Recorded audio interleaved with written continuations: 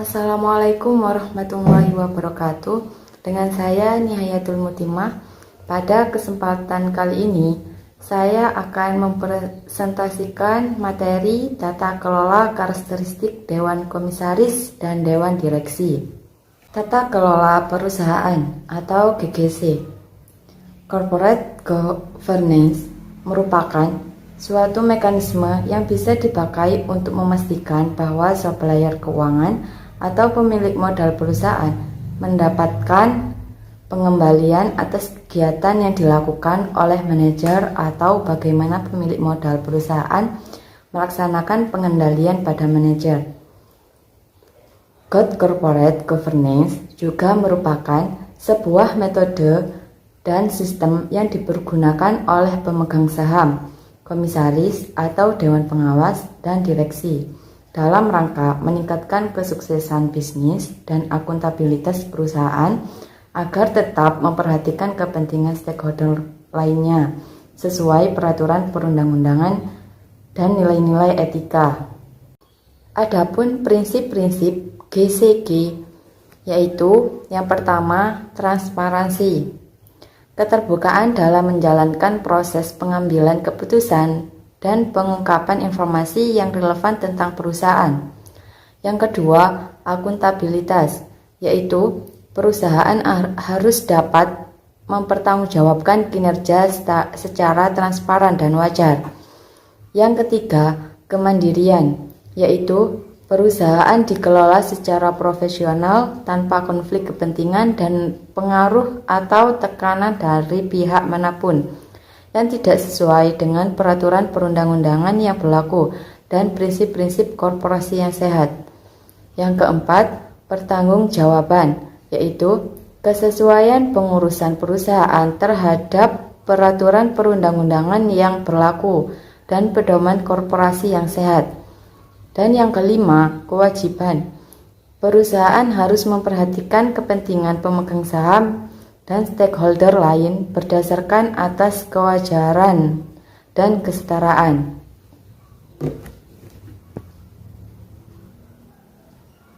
Tujuan GCG yang pertama, memudahkan akses pada investasi domestik maupun asing.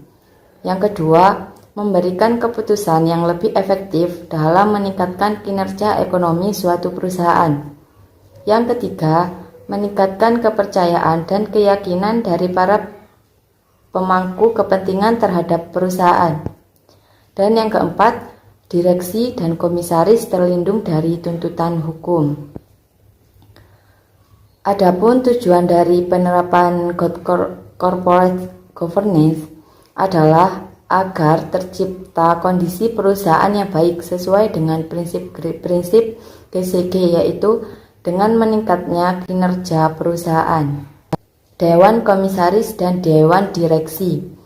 Dewan Komisaris adalah sebagai suatu sistem yang mengawasi mekanisme manajemen dan memberikan petunjuk dan arahan pada pengelola perusahaan, sehingga Dewan Komisaris merupakan pusat ketahanan dan kesuksesan perusahaan. Terdapat 3 elemen penting yang akan mempengaruhi tingkat efektivitas Dewan Komisaris, yaitu independensi, aktivitas, dan remunerasi. Independensi akan timbul dengan adanya komisaris, independensi dalam perusahaan.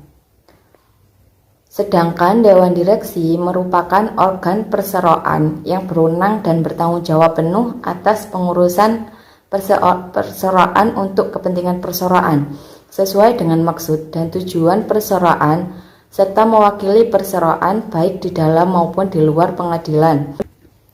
Tugas Dewan Komisaris.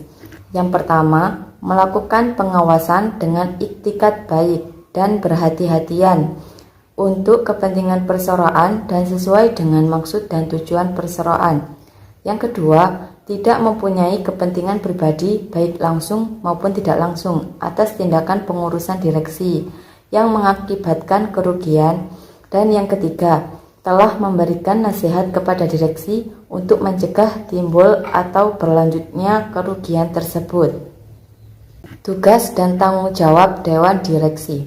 Yang pertama, direksi wajib dengan itikat baik dan penuh tanggung jawab mengerjakan tugas pengurusan perseroan dengan tetap memperhatikan keseimbangan kepentingan seluruh pihak yang berkepentingan dengan aktivitas perseroan. Yang kedua, direksi wajib tunduk terhadap peraturan perundang-undangan yang berlaku, anggaran dasar dan keputusan RUPS. Yang ketiga, dalam memimpin dan mengurus perseroan semata-mata hanya untuk kepentingan dan tujuan perseroan dan selalu berusaha meningkatkan efisiensi dan efektivitas perseroan sehingga meningkatkan kinerja perusahaan. Yang keempat, direksi selalu memelihara dan mengurus kekayaan perseroan secara amanah dan transparan.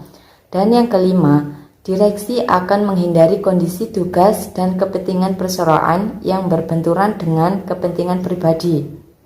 Hubungan antara ukuran Dewan Direksi terhadap kinerja perusahaan. Dewan Direksi memiliki peranan yang sangat vital dalam suatu perusahaan. Dengan adanya pemisahan peran dengan Dewan Komisaris, Dewan Direksi memiliki kuasa yang besar dalam mengelola segala sumber daya yang ada dalam perusahaan. Dewan Direksi memiliki tugas untuk menentukan arah kebijakan dan strategi sumber daya yang dimiliki oleh perusahaan, baik untuk jangka pendek maupun jangka panjang. Ukuran Dewan Direksi merupakan salah satu mekanisme corporate governance yang sangat penting dalam menentukan kinerja perusahaan.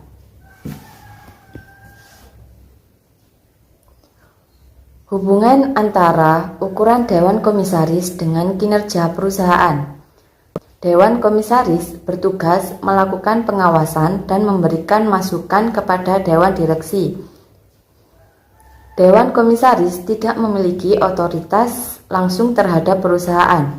Fungsi utama dari Dewan Komisaris adalah mengawasi kelengkapan dan kualitas informasi laporan atas kinerja Dewan Direksi.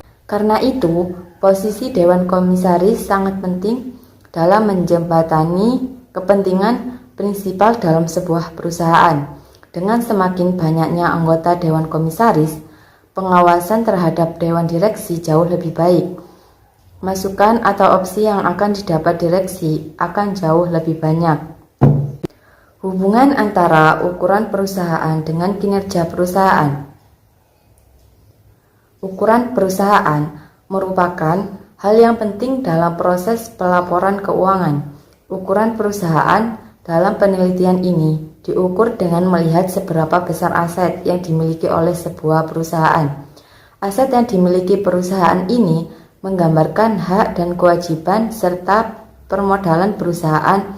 Perusahaan dengan aset besar biasanya akan mendapatkan perhatian lebih dari masyarakat. Hal ini akan menyebabkan perusahaan lebih berhati-hati dalam melakukan pelaporan keuangannya. Perusahaan diharapkan agar selalu berusaha menjaga stabilitas kinerja keuangan mereka. Hubungan antara komite audit terhadap kinerja perusahaan. Masalah keagenan setelah muncul ketika prinsipal kesulitan untuk memastikan bahwa agen bertindak untuk memaksimumkan kesejahteraan prinsipal. Menurut teori keagenan, salah satu mekanisme yang secara luas digunakan dan diharapkan dapat menyelaraskan tujuan prinsipal dan agen adalah melalui mekanisme pelaporan keuangan.